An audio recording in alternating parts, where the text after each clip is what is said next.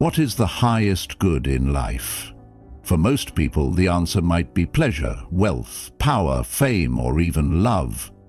But the Stoics had a different answer. They believed the only true good is virtue. Everything else, it's indifferent. That doesn't mean it's meaningless, but rather, it's not what determines your happiness or your worth.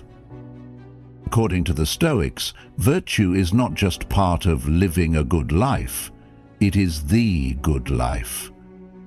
Everything else is secondary. Fame can be lost, wealth can be stolen, pleasure can fade and health can crumble. But virtue? That's something you carry within you, regardless of your circumstances. The four cardinal virtues. The Stoics believed that virtue is made up of four cardinal virtues. Each one is essential to living a fulfilled, resilient, and ethical life. Let's break them down. 1. The ability to discern what is good, bad, and indifferent. It's the intellectual virtue that allows you to make sound judgments, weigh the pros and cons, and act with reason instead of impulse. Wisdom is not just knowledge, but the application of knowledge to life's challenges. 2. Courage. Andrea Andreevich. The strength to face danger, pain, or adversity without surrendering to fear. Courage is not the absence of fear, but the mastery of it. It's about doing what is right even when it's difficult. 3. Treating others fairly and with kindness, acknowledging the interconnectedness of all human beings.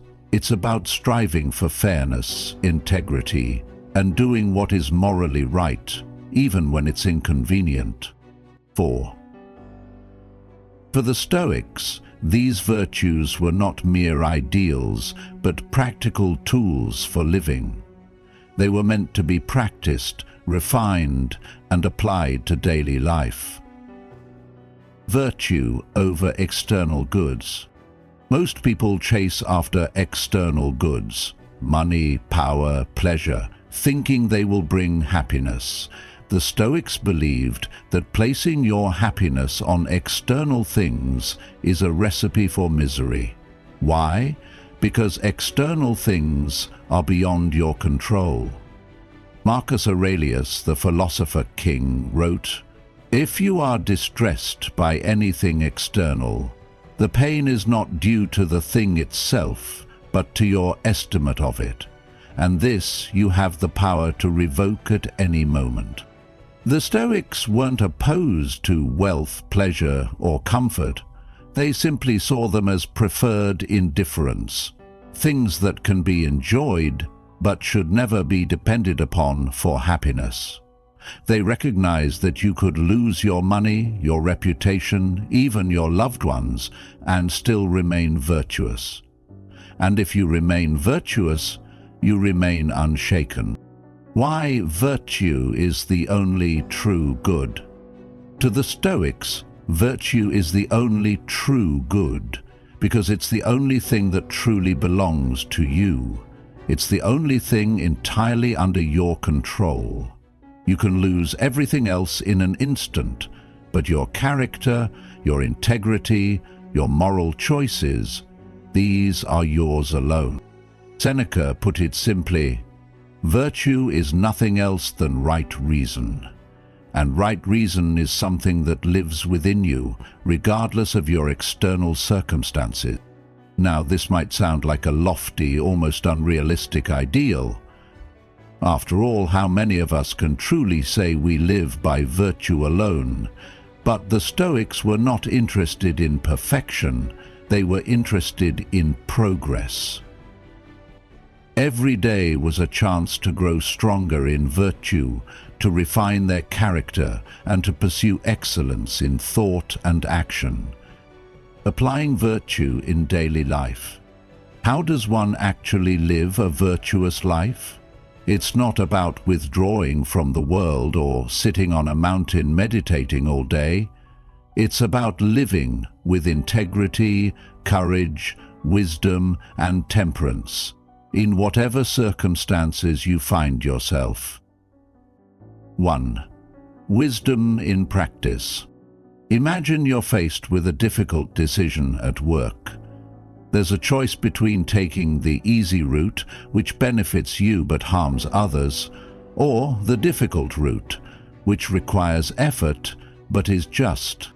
Applying wisdom means analyzing the situation rationally. What choice aligns with your principles? What decision would you be proud of, even if no one else knew? 2. Conflict, uncertainty. Life is filled with challenges, from health issues to financial struggles to interpersonal conflicts. Courage is not about being fearless. It's about acting despite fear. It's about recognizing that suffering and hardship are part of life and facing them with grace. When anxiety hits, courage tells you, this is part of the process.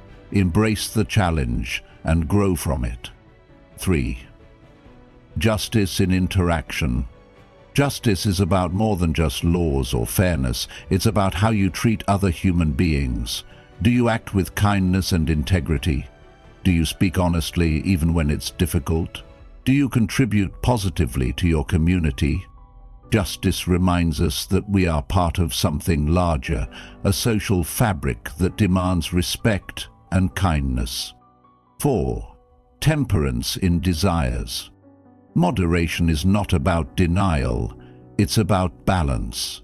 It's about enjoying what life has to offer without letting desires control you. Whether it's food, pleasure, power, or material wealth, temperance teaches you to keep everything in proper proportion. The Stoic approach is not to reject pleasure, but to enjoy it mindfully, without attachment or excess. Obstacles are opportunities for virtue. The Stoics viewed every challenge as an opportunity to practice virtue.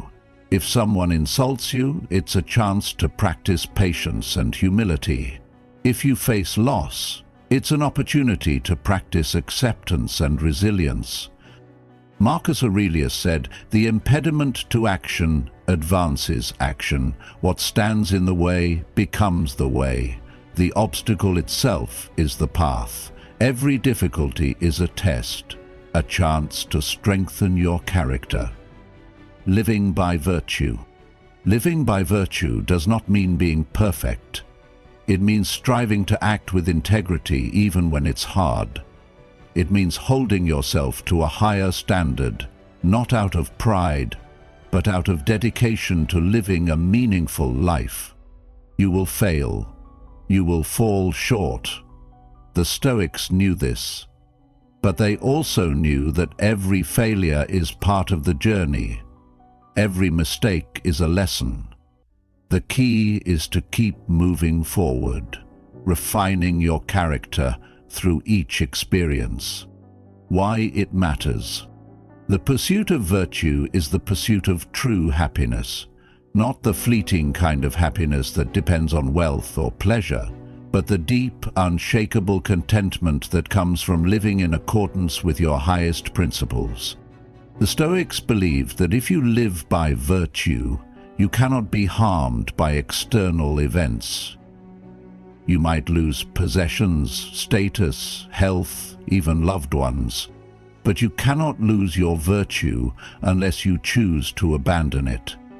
And if you have virtue, you have everything you need. What matters most is not what happens to you, but how you choose to respond. And virtue is the compass that guides you through whatever life throws your way.